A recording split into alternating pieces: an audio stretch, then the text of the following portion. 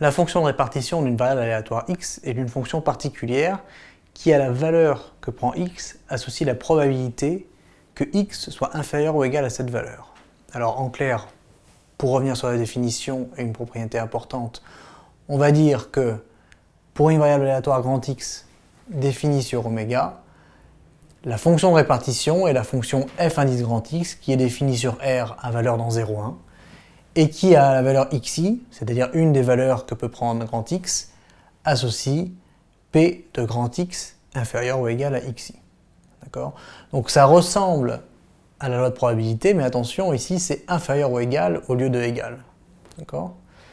Et une propriété qui lie maintenant la fonction de répartition et la loi de probabilité, eh bien c'est de dire pour tout i appartenant à l'ensemble 1n, on a probabilité que x est égal à xi, c'est f de xi moins f de xi moins 1, ou alors si vous préférez, probabilité que x soit inférieur ou égal à xi, à laquelle je retranche la probabilité que x soit inférieur à xi moins 1. Ça revient au même.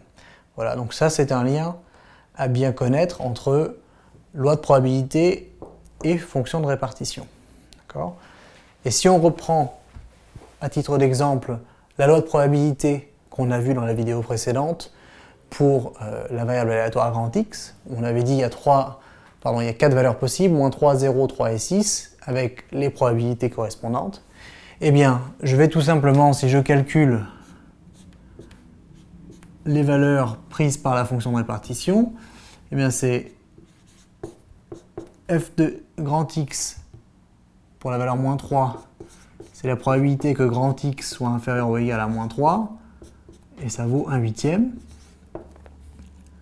F de grand X de 0, c'est la probabilité que x soit inférieur ou égal à 0. Or, x est inférieur ou égal à 0 si x prend la valeur 0 ou moins 3.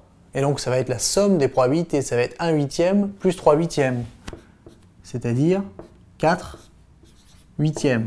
Donc, en fait, on cumule les probabilités pour arriver à f de x égale 0. Pour f de x égale 3, ça va être la même chose. On va cumuler les probabilités jusque-là, c'est-à-dire que f indice grand X de 3, c'est la probabilité que x soit inférieur ou égal à 3.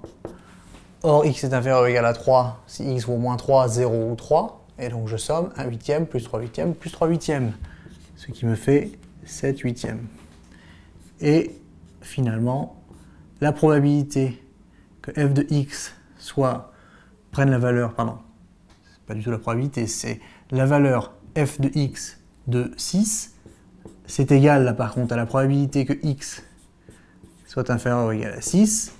Et en cumulant tout, ça nous fait 1. D'accord ? Donc voilà, si on veut calculer la fonction de répartition de la variable aléatoire grand X, ben voilà comment on peut faire.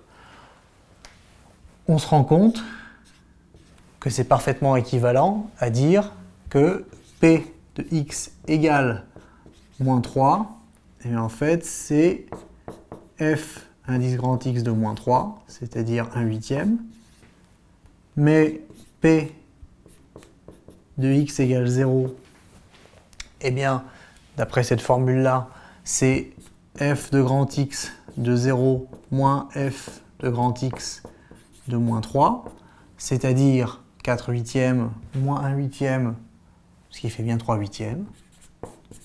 Donc tout va bien. Probabilité que grand X soit égal à 3, de la même façon, ça va être f de grand X de 3 moins f indice grand X de 0, c'est-à-dire 7/8 moins 4/8, ce qui fait bien encore 3/8. Et pour finir, P de grand X est égal à 6, c'est f indice grand X de 6 moins f indice grand X de 3, c'est-à-dire 1 moins 7/8, ce qui nous fait bien 1/8.